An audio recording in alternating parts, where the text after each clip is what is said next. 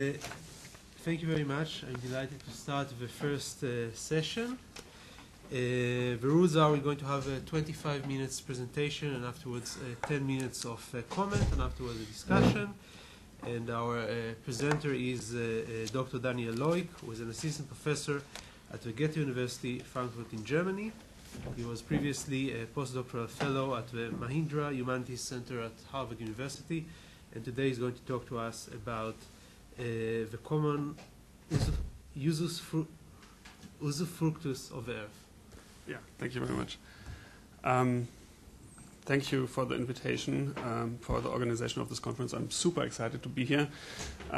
It's my first time in Tel Aviv, so thank you for the opportunity to be here.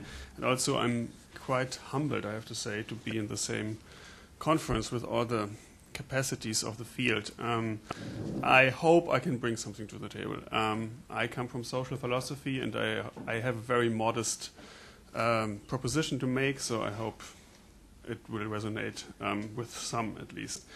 Also, it's kind of embarrassing that I happen to answer the first question that Eyal asked with no.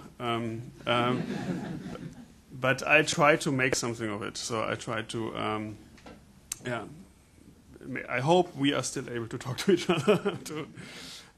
So the premise of this conference poses a challenge to me because of that reason.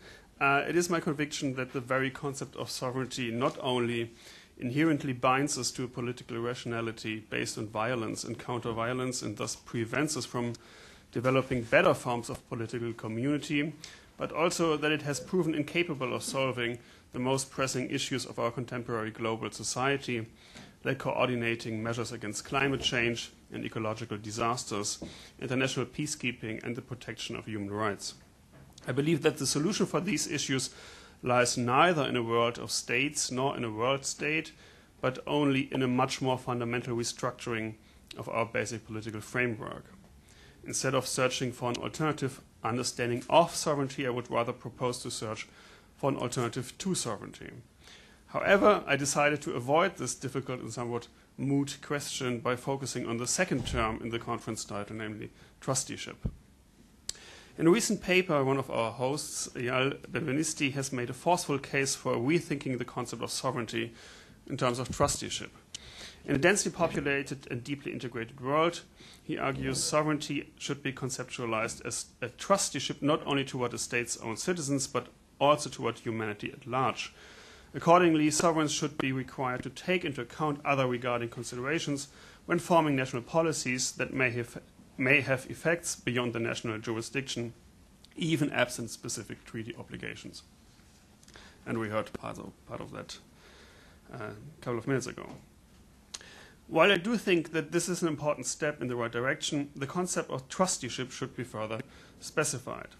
What are its underlying imaginaries? Which political action does it require? And what kind of legal institutions does it entail? In what follows, I will make a suggestion of how to understand the concept of trusteeship in the context of the discussion about the global political order, or rather more modestly, how not to understand it. My main point will be that we should not think of the earth in terms of property, neither private nor collective, i.e. that we should not understand humanity as the owner of the earth, that we should not think of the states as trustees of this property, and that we should give up all notions of political institutions that are implicitly built on the old institution of Dominium. I will thus arrive at much more far-reaching obligations of state actors than Eyal does, and I hope that it will at least provoke some questions of the usefulness of the concept of sovereignty altogether.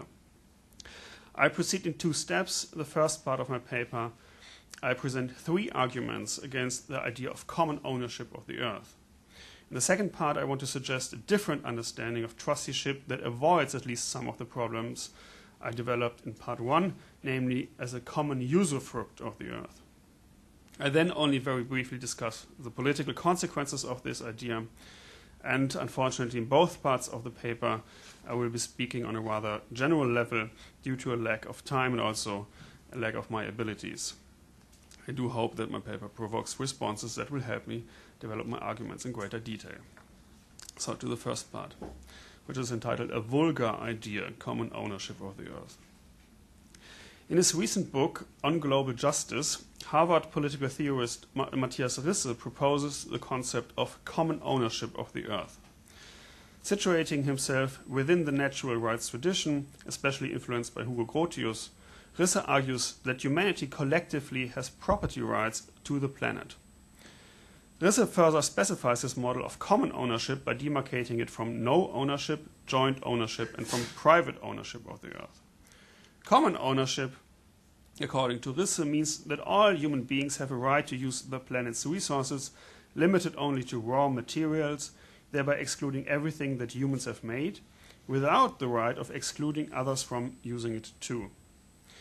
From this premise follows some more or less significant economic and political consequences. Economically, every human being has immunity against living under conditions that do not meet their most basic needs. Politically, states have to take these rights of all human beings into account, even if they are not their own citizens. Specifically, the model of common ownership of the earth involves the right of immigration in case of natural catastrophes, some obligations towards succeeding generations, and an institutional design of international organizations that guarantees the co-owners of the earth that they remain able to exercise their ownership rights. At first glance, there is much to this idea. First of all, it speaks to the fact that we as human beings only inhabit Earth together, as most prominently Immanuel Kant and Hannah Arendt have pointed out. Since Earth is a globe with a finite space, die Welt als Kugelfläche, as it says in Kant, we cannot separate ourselves from others. Shared membership in the species being is therefore part of our ontological horizon. Second of all, it captures the spirit of many documents in international law, such as the UN Convention on the Law of the Sea that defines the high seas as common heritage of mankind, which is to be protected from exploitation by any nation in order to conserve it for future generations. Other areas, such as the Moon and the Antarctica, are defined in the same way. The idea of common ownership seems to be an attractive possibility to make sense of such an idea of political institutions as trustees of humanity. Lastly, common ownership approaches, like the one presented by Risse, offer a middle ground in contemporary debates on global justice. His Rawlsian internationalist pluralism, as he likes to call it, rejects two competing approaches, statism and globalism, and thus speaks to the intuition that we do have obligations to all human beings, but that these obligations are not as intense or thick as the ones we have in regard to fellow citizens of our own state. However, already a superficial glance at the genealogical origins of the concept of ownership suffices to raise initial concerns. The project of deducing the political structure of a society from its property relations can be traced back to the fundamental juridicism that pervaded the social fabric of the ancient Roman society. Property and sovereignty are originally amalgamated in the concept of Dominium, the domain of the pater familias.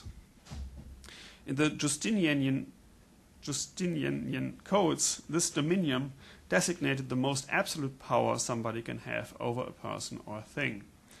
As Richard Tuck has pointed out, essential for Dominium both in the political and in the legal sense is the factual physical control of a territory or subject. This notion of regarding things and people predominantly as objects for a vertical mastery became hegemonic in Europe and the European-influenced political juridical cultures, mostly through the recovery of the Justinian Code in the 11th and 12th centuries and its adaptation for canonical church law.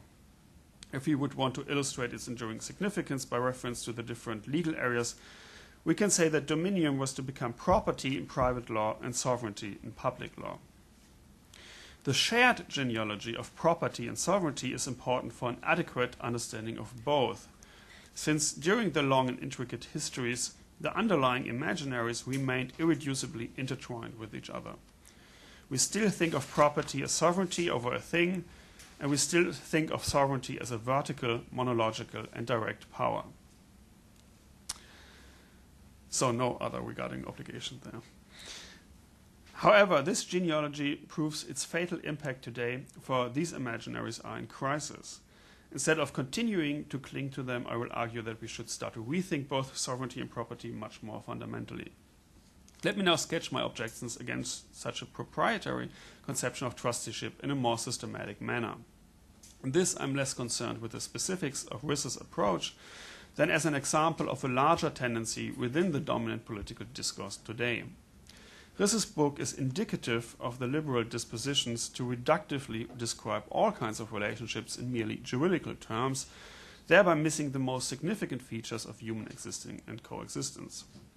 I especially take issue with three features of the post-Dominium property conception. It is inherently abusive, structurally anti-communicative, and it has potential neo-colonial implications. The first part. In his pamphlet, What is Property?, Pierre-Joseph Proudhon attacks the institution of property on a fundamental level. The Roman law, he claims, defined property as the right to use and abuse one's own within the limits of the law. Justification of the word abuse has been attempted on the ground that it signifies not senseless and immoral abuse, but only absolute domain. Vain distinction.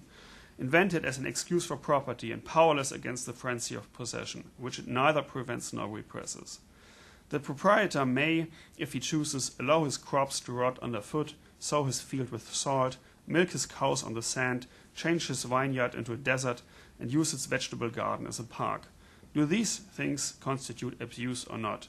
In the matter of property, use and abuse are necessarily indistinguishable. Proudhon points out an important feature of all property institutions, its inherently abusive character. Today it is indeed possible for a proprietor to allow his crops to rot or to use his vegetable garden as a park. Or rather, to use more contemporary examples, it is possible for a homeowner to leave it vacant and dilapidated, and it is possible for banks to withhold food from markets in order to speculate on its prices, and it is possible for patent owners to prohibit poor countries from producing affordable medication. None of these examples would be excluded by the common ownership model, since it applies only to natural, not humanly made resources, and it also requires only conditions in which stakeholders can fulfill their most basic needs. In fact, it can be argued that Risse's model provides arguments to reject claims by the world's poor to their share of the global wealth, because, according to him, we have no obligation to reduce inequality as long as the underprivileged are not fellow citizens, i.e. members of the same nation-state. This rejective tendency is not a contingent addendum to the concept of property, but lies in its very essence. It by definition allows the owner to dispose over a thing in the most absolute manner, that is, to refuse all external interventions on moral or ethical grounds. Proudhon's critique at first appears to be ecological, insofar as his own goal seems to be a more careful or sustainable use of our natural and artificial resources. He is then part of a critical tradition, including, for example, also Adorno and Horkheimer, that focuses on the problematic effects of instrumental reason. As long as we think predominantly in terms of property relations, we see nature foremost as an opportunity for exploitation. But this ecological critique has a social psychological dimension. Dominant property relationships are not without effect on our subjectivity. Rather than accepting the earth as our shared ontological horizon from which we are dependent, the concept of property accustoms us to an unreflective and domineering use of it. This is a quite peculiar and specifically modern notion of our environment, as it belongs to a paradigm of self-assertion and mastery, while it has successfully displaced alternative worldviews which, for instance, see nature more as something comparable to language. It is necessary for each and every one of us, but nobody can ever own it individually and exclusively. Second argument is ownership is structurally anti-communicative. It is in the very essence of the concept of property that it enables individual autonomy by authorizing personal caprice. As long as it is within the limits of the law, we can do whatever we want with our property, as eccentric as it might be. Besides the potential unsustainable consequences of this feature pointed out by Proudhon, it has problematic political implications too. Since a proprietor must rarely justify how they use property, they are disburdened from communicating their reasons to others. To define the earth as part of a property regime means to place it into the domain of eminently private right.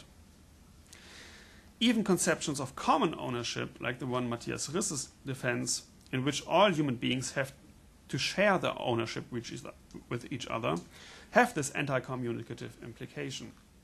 Risse repeatedly compares his idea of common ownership of the world with the Boston Commons. Everybody is allowed to use them to feed their cattle, but nobody has the right to exclude the others from doing the same.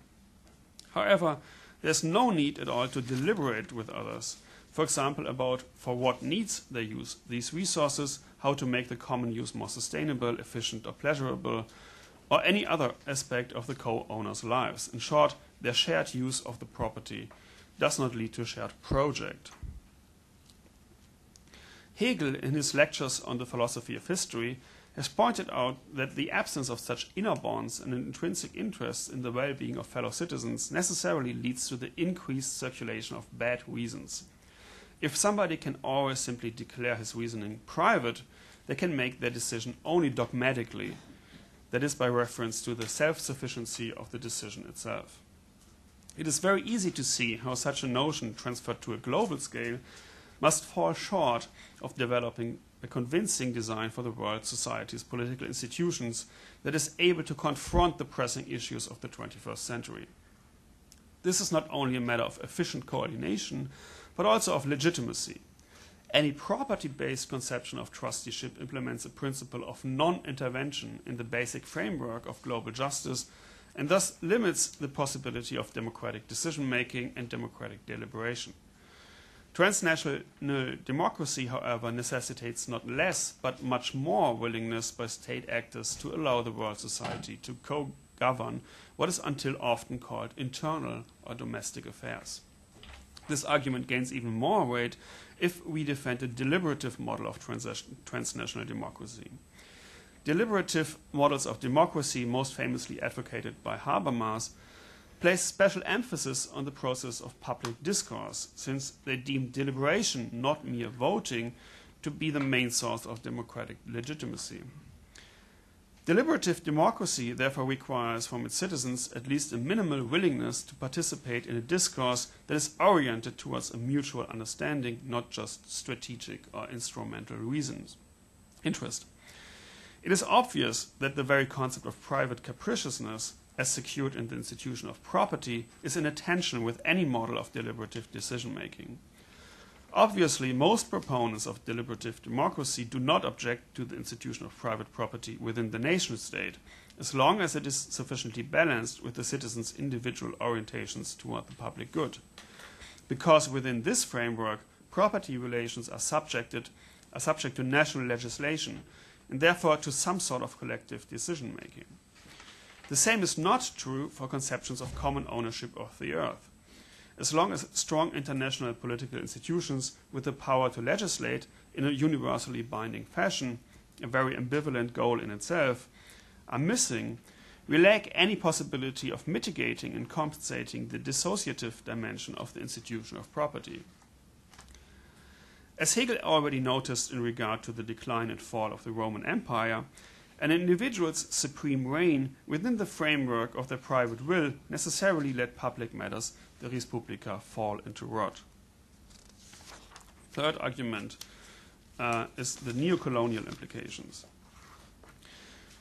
One of the classical topics for the theories of justice is the problem of exclusion. For example, if a community withholds equal rights from certain groups of people. Hannah Arendt prominently spoke of a right to have rights, i.e. the right of every human being to be part of a political community and to enjoy the possibility of participating in its social practices. However, another problem that has just as violent implications as exclusion is the phenomenon of forced inclusion. For example, if a community imposes a legal or political order on someone against their will. There are distinct historical situations to exemplify such a dynamic. One is European colonization, which violently spread the Roman property regime all over the world. At first glance, it seems as if the injustice of colonialism lies precisely in an injury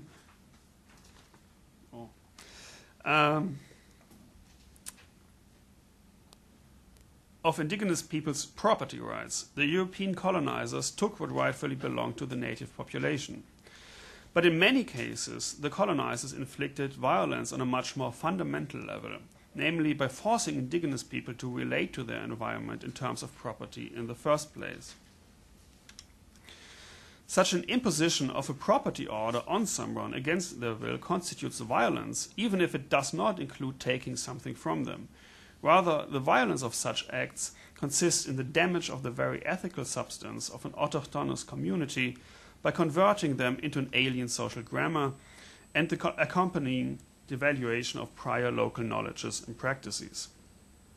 In some cases, resistance against such conversion might have mythological or religious reasons. In others, certain predominant notions of tribal community or tradition are more important. But in all of these cases, local communities claimed a right not to use rights, which has different implications than the right Arendt was talking about.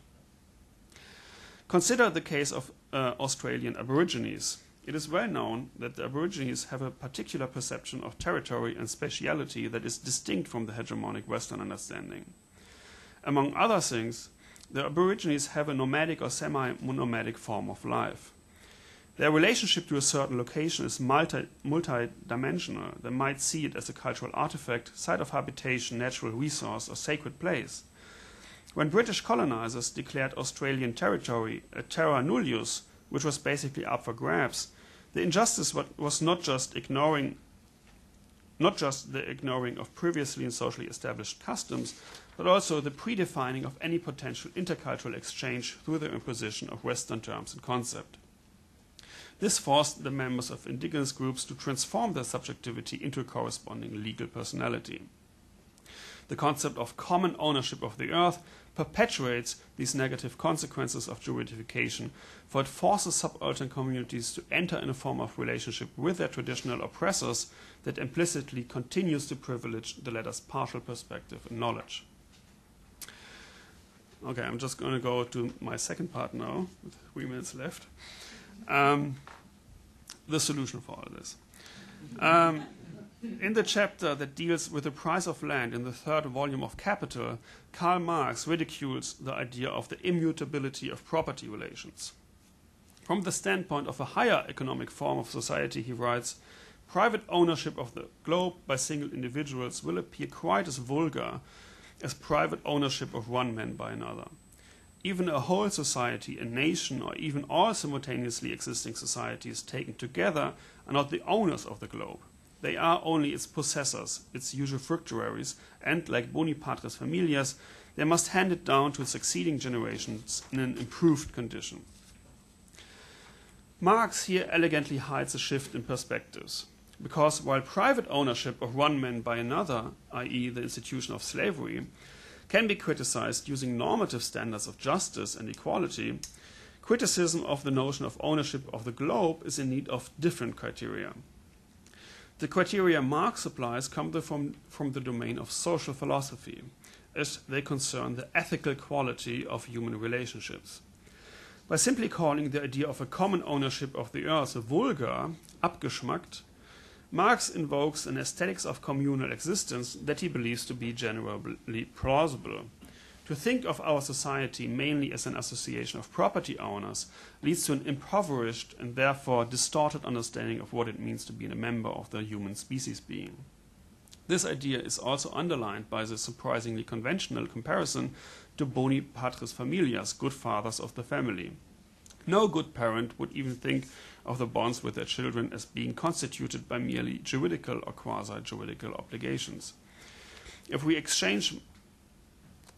Okay, I'm not gonna make it in 1 minute. Give me 3 more minutes. Okay.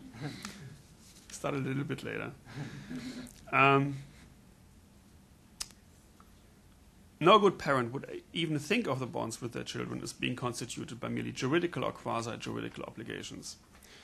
If we exchange Marx's patriarchal metaphor with one that is a little less anachronistic, say a flat share or a club, we would arrive at the same result. Notions like cohabitation or shared project grasp the sum of conditions necessary for human life to flourish much better than the technocratic vision of a universalization of property relations to the entire world. One might argue that such a conception requires a concept of mutual trust and interest in the other more demanding than can be presupposed on a global scale. If we strip terms like common heritage of humankind of their legal significance, we lose the institutional guarantee of human rights claims that only the law has to offer. Besides the fact that contemporary international law has proven not to be the best guarantee for the protection of human rights, Marx does indeed use a legal term in order to describe what an alternative world society could look like. All simultaneously existing societies taken together, he says, are possessors or usufructuaries of the globe. In Roman law, usus fructus is defined as jus alienis rebus utendi fruendi salva rerum substantia, as the right to use an alien thing and to derive a benefit from it, but only in a way that preserves its substance. The original purpose of this construct was to secure supply among kin. Mostly it was applied to land with fruiting plants, and it implied an active caretaking on the part of the usufructuary, such as to cultivate the land and to replant cut trees. And so far as the usufruct is paid for or traded in exchange for another good or use right, it resembles the construct of the rent. Now, obviously, the concept of the usus fructus is not per se any more revolutionary or even any less juridical than the idea of dominium. It is rather a conventional and actually quite constitutive element of Roman law and the entire Occidental legal tradition. Why does Marx deem the idea of the usufruct of the globe so superior, so much less vulgar than ownership of the globe? The most important difference is the duty of the usufructuary to treat the used thing with care. It therefore always already involves the acceptance of other regarding obligations. That no generation, even if every human being on the planet would agree, has the right to damage or destroy the earth, implements an important barrier between the will of the collective subject and its actualization. It is precisely this divergence between will and act that forces us to take the interests and needs of absent third parties into account, even if they are not yet born.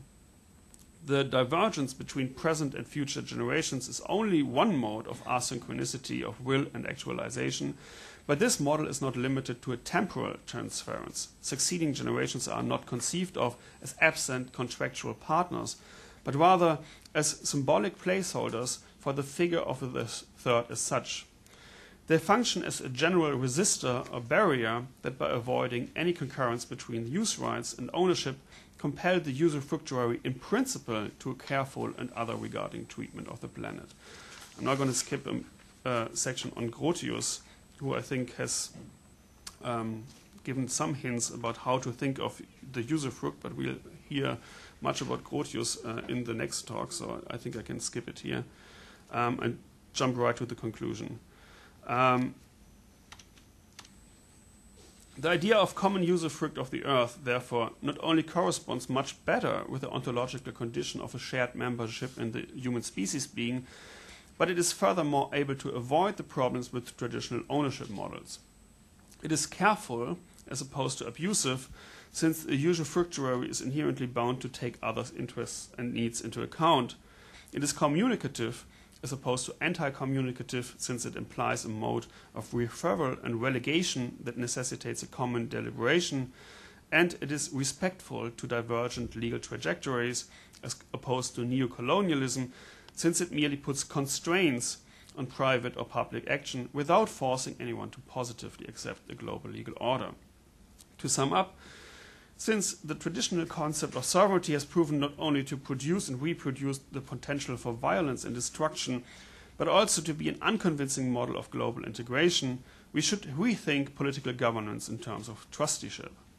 However, as long as the idea of trusteeship is understood as part of the Occidental tradition of Dominium, we fail to capture some of the most important and most relevant dimensions of the human condition, and therefore reach only an impoverished and distorted notion of our cohabitation. Not only private property, but property as such leads to several problematic consequences. consequences. It accustoms us to a sovereign, that is, monological, vertical, domineering treatment of things.